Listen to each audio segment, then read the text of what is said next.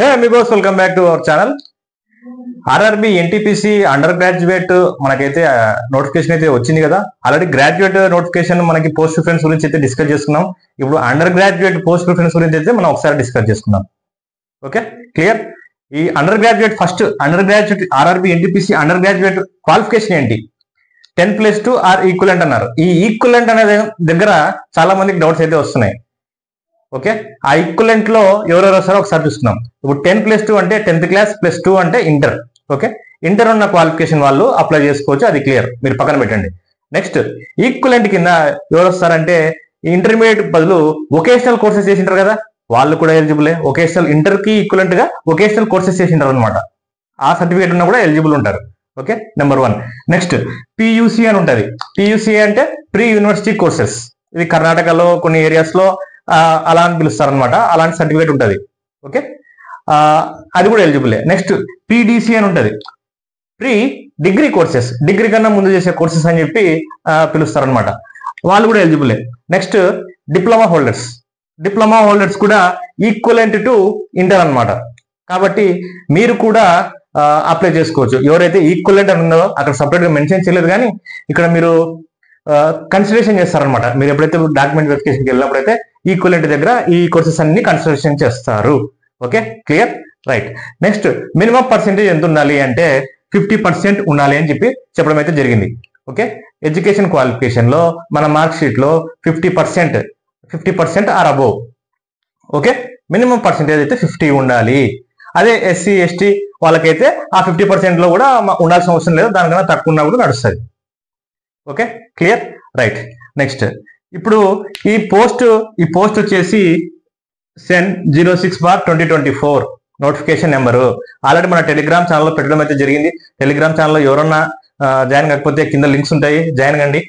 ఎందుకంటే నేను వీడియో చేయడం లేట్ అవ్వచ్చేమో, కానీ ఇన్ఫర్మేషన్ మాత్రం టెలిగ్రామ్ లో ఫస్ట్ వచ్చేస్తుంది. ఓకే, ముందు షేర్ చేసేస్తాను కాబట్టి నాకు వచ్చిన ఇన్ఫర్మేషన్ ముందు టెలిగ్రామ్ లో పోస్ట్ చేస్తాను. తర్వాత నిదానంగా నాకు టైం దొరికినప్పుడు, డ్యూటీలో అడ్జస్ట్ అయినప్పుడు అప్పుడు మనం వీడియో చేసుకుంటాం అనమాట. కాబట్టి టెలిగ్రామ్ ఛానల్ అయితే ముందైతే మీరైతే జాయిన్ అవ్వండి. నెక్స్ట్ వచ్చేసి ఇందులోని పోస్టులు ఏమేమి ఉన్నాయి? Account clerk cum typist. Already మనం లెవెల్ 5 లో చెప్పాను. అక్కడ వచ్చేసి దానికన్నా అలాంటి జాబ్ అనమాట. ఇది చెప్తాను, ఒక్కొక్క దాని గురించి మనం డీటెయిల్ గా మనం డిస్కస్ చేద్దాం. Junior clerk cum typist, commercial cum ticket clerk, trains clerk. Okay, ఇప్పుడు ఈ 4 పోస్టుల్లో మనం ఏ పోస్ట్ ఫస్ట్ ఇవ్వాలి, ఏ పోస్ట్ నెక్స్ట్ ఇవ్వాలి, ఏ పోస్ట్ తర్వాత ఇవ్వాలి, లాస్ట్ ఏది పెట్టుకోవాలి, ఉమెన్స్ అయితే ఎట్లా, లేకపోతే పీడబ్ల్యూడి వాళ్ళైతే ఎట్లా, ఒకవేళ నైట్ డ్యూటీ వద్దనుకుంటారు వాళ్ళైతే ఎట్లా, శాలరీ పరంగా చూసుకుంటారు వాళ్ళైతే ఎట్లా, ఇలా రకరకాల కేటగిరీస్ మనం మీ మైండ్ లో ఆల్రెడీ ఫిక్స్ అయ్యారు కదా. నేను ఎక్కడైనా పని చేస్తాను, లేదు నేను ఓన్లీ నా మదర్ టంగ్ ఏరియాలోనే పని చేయాలి, లోకల్ గానే పని చేయాలి, ఓకే, తెలుగు రాష్ట్రాల్లోనే పని చేయాలి, ఇలాంటి వాళ్ళు కొంతమంది ఉంటారు. కాబట్టి ఈ అన్ని అంశాలని మనం దృష్టిలో పెట్టుకొని నీట్గా ఎక్స్ప్లెయిన్ చేస్తాను, చూసుకోండి. రైట్, ఇప్పుడు దీనికన్నా ముందు ఏ జోన్ అయితే మంచిది అని చెప్పి ఒక ప్రశ్న అయితే ఉంటది. ఏ జోన్ మంచిది అంటే ఏ వర్కింగ్ కి ఏ జోన్ బాగుంటది అది అని చెప్పి చాలా మంది అడుగుతున్నారు. లేకపోతే జాబ్ ఏ జోన్ పెట్టుకుంటే త్వరగా వస్తుంది, ఈ 2 క్వశ్చన్స్. ఓకే, వర్కింగ్ మీకు వచ్చేసి మీ నార్త్ సైడ్ కంటే సౌత్ సైడ్ వర్కింగ్ బెటర్ ఉంటుంది ఈ పోస్టులన్నిటికీ. Okay, fine. ఇంకోటి ఏంది, ఇప్పుడు ఏ జోన్ పెట్టుకుంటే మనకి జాబ్ త్వరగా వస్తుంది, ఎక్కడైతే ఇప్పుడు నార్త్ సైడ్ పోస్టులు ఎక్కువ ఉన్నాయంటే మాక్సిమం ఇప్పుడు ఎలా ఉంటుందంటే ఈ ఉత్తరప్రదేశ్ కానీ, ఈ బీహార్ కానీ, జార్ఖండ్ కానీ, ఈ ఏరియాస్ లో మొత్తం ఈ స్టేట్స్ అన్నింటిని ఏం చేస్తారంటే ఇండియా వైడ్ ఎక్కడ పోస్టులు ఉన్నా కానీ, ఎక్కడ ఎక్కువ పోస్టులు ఉంటే అక్కడ వచ్చి కంపీట్ చేయడం అయితే జరుగుతుంది అనమాట. ఇప్పుడు ఒకవేళ నార్త్ స్టేట్స్ లో మనకి పోస్టులు ఎక్కువ ఉన్నాయంటే, వేకెన్సీస్ ఎక్కువ ఉన్నాయంటే నార్త్ వాళ్ళ కాంపిటీషన్ మొత్తం అక్కడ వెళ్ళిపోతుంది.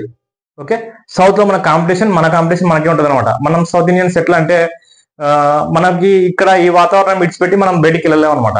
అలాంటి సిచ్యువేషన్ లో ఇక్కడ కాంపిటీషన్ అనేది మనం పైకి వెళ్ళదు, ఇక్కడ కాంపిటీషన్ అనేది ఇక్కడే చూసుకోవచ్చు.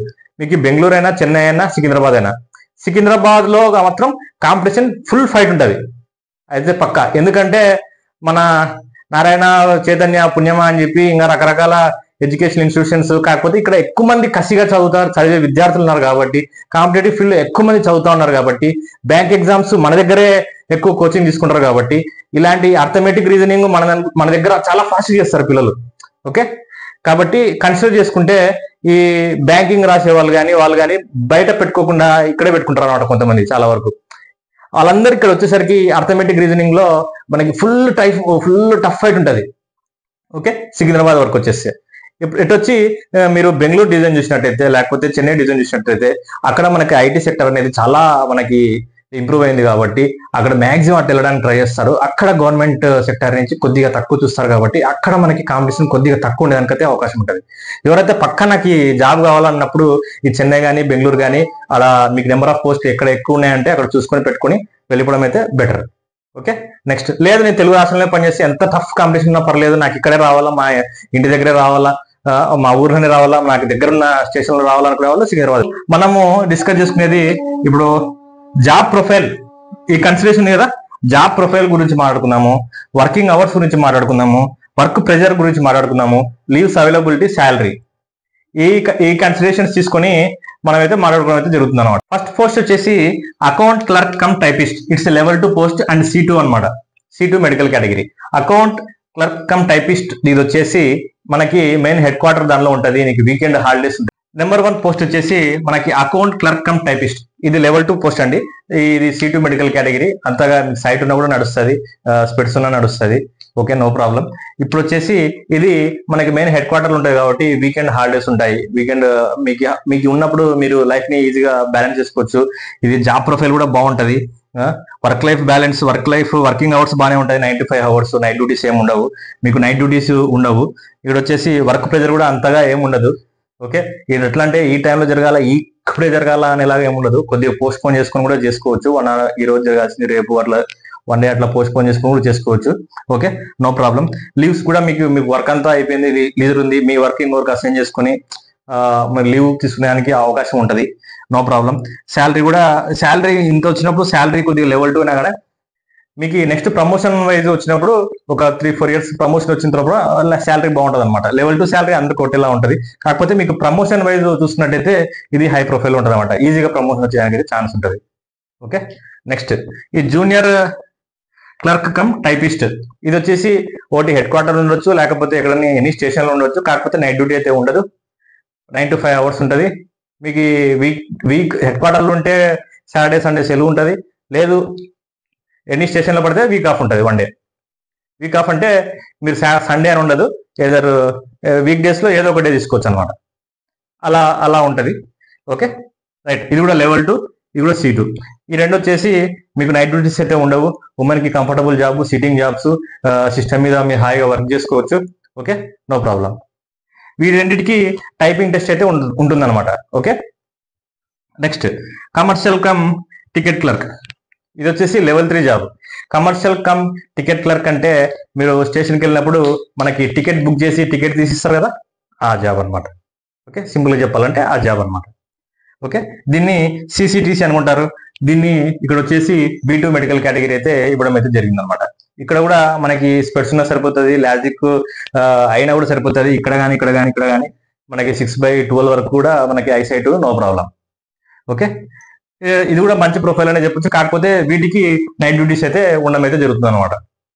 ఫైన్, వీటికి నైట్ డ్యూటీస్ అయితే ఉంటాయి. రైట్, నెక్స్ట్ ట్రైన్ క్లర్క్ వచ్చేసి ఇది level 2 job. A3 medical category. A3 medical కేటగిరీలో మీకు ఐసెట్ అయితే కొద్దిగా పర్ఫెక్ట్ గానే ఉండాలి.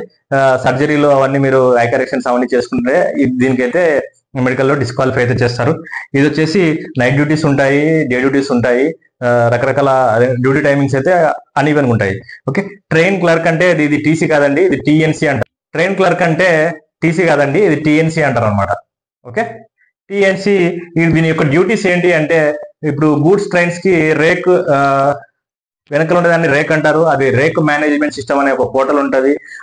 ఆ వెబ్సైట్ లో ఇప్పుడు ఏ గూడ్స్ ట్రైన్ కి ఏ రేక్ వెళ్తుంది, ఎక్కడి నుంచి స్టార్ట్ అవుతుంది, ఎక్కడి నుంచి ఎక్కడి వరకు వెళ్తుంది, ఎక్కడ లోడింగ్ అవుతుంది, ఎక్కడ అన్లోడింగ్ అవుతుంది, దాని స్టేటస్ ఏంటి, లైవ్ లొకేషన్ ఏంటి, ఇవన్నీ కరెంట్ గా మనకి వచ్చేలా వీళ్ళు సిస్టమ్ లో మనకి ఆ రేక్ మేనేజ్మెంట్ సిస్టమ్ అనే సాఫ్ట్వేర్ లో కానీ వీళ్ళు అప్డేట్ చేస్తూ ఉంటారు అనమాట. ఓకే, అది వీళ్ళ యొక్క పని. ఇది కూడా సిస్టమ్ వర్కే ఉంటుంది. ఓకే, ఇది వచ్చేసి దీన్ని ట్రైన్ క్లర్క్ అంటారు. దీని నెక్స్ట్ ప్రమోషన్ ఇప్పుడు లెవెల్ 2తో స్టార్ట్ అవుతున్నారు కదా, దీని నెక్స్ట్ ప్రమోషన్ లెవెల్ 5 ఉంటుంది, సీనియర్ టీఎన్సీ అట్లా. దీని జాబ్ ప్రొఫైల్ కూడా బాగానే ఉంటుంది, కాకపోతే నైట్ డ్యూటీస్ అయితే ఉంటాయి. మరి అంత టఫ్ జాబ్ అయితే కాదు, ఇది కూడా సిట్టింగ్ జాబే కాబట్టి no problem, you can comfortably work in it. ఇవన్నీ ఇవన్నీ ఇవన్నీ సిట్టింగ్ జాబ్సే, రన్నింగ్ జాబ్స్ కాదు కాబట్టి లేడీస్ అయినా కూడా ఈ ఆర్డర్లో పెట్టేసుకోండి, నో ప్రాబ్లం, మీకు కంఫర్టబుల్గా ఉంటుంది. నెక్స్ట్ వచ్చేసి పీడబ్ల్యూడీ అయినా కూడా మొత్తం ఈ ఆర్డర్లోనే పెట్టుకోండి. నెక్స్ట్ ఓకే, నెక్స్ట్ ఐసైట్ ఉన్న వాళ్ళు కూడా ఈ ఆర్డర్లో పెట్టుకోవడానికి ట్రై చేయండి. ఇక్కడ ప్రతి ఒక్క పోస్ట్ గురించి మనం వివరంగా మళ్ళీ మాట్లాడుకుందాం. దాని జాబ్ రోల్ ఏంటి, దానికి లోపలికి పోయిన తర్వాత ఎంత ఏమంటారు ప్రమోషన్ లెవెల్ ఎలా ఉంటుంది, శాలరీ వర్క్ ఎలా ఉంటుంది. మీరు లెవెల్ 2 పోస్ట్ ఇక్కడ మరి లెవెల్ 2, లెవెల్ 2, లెవెల్ 3, లెవెల్ 2 అంటే మీరు ఒక ఐడియా వచ్చేసి ఉంటుంది, ఎంత గ్రేడ్ పే ఉంది, ఎంత శాలరీ మన హ్యాండ్కి వస్తుంది, ఎంత గ్రాఫ్ వస్తుంది అని చెప్పి ఆల్రెడీ మనం డిస్కస్ చేసి ఉన్నాము. ఓకే, ఇంకా మీకు ఏమైనా డౌట్స్ ఉంటే మీరైతే కింద కామెంట్ అయితే చేయండి. ముందు మీరు ఎవరైనా సబ్స్క్రైబ్ చేసుకోకపోతే సబ్స్క్రైబ్ చేసుకోండి, మరింత ఇన్ఫర్మేషన్ మనకి ఇస్తూనే ఉంటాము. మీరు డౌట్స్ అడిగిన దాని మీద ఖచ్చితంగా వీడియోస్ చేస్తున్నాను. ఏ వీడియోస్ నేను టాపిక్స్ తర్వాత సంగతి, మీరు డౌట్స్ అడిగిన దానికి ఇమీడియట్గా వీడియో చేస్తాం అనమాట. Okay, fine.